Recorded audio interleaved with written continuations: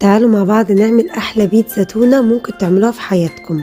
اول حاجة عجينة البيتزا، انا كنت منزلها في فيديو قبل ده، سيبولي كومنت اكتب لكم عجينة البيتزا بالتفصيل.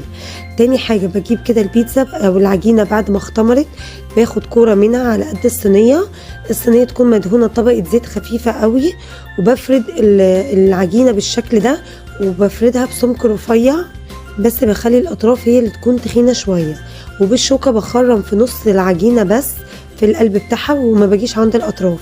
بعد كده انا ما بحبش اعمل صلصة البيتزا او صلصة طماطم مع التونة، انا بحب استخدم صوص الباربيكيو كبديل لصلصة البيتزا، وبحط عليه كمان معلقة كبيرة من الزعتر المجفف، وبفرده بيخلي البيتزا تحفة وفيها طعم خطير.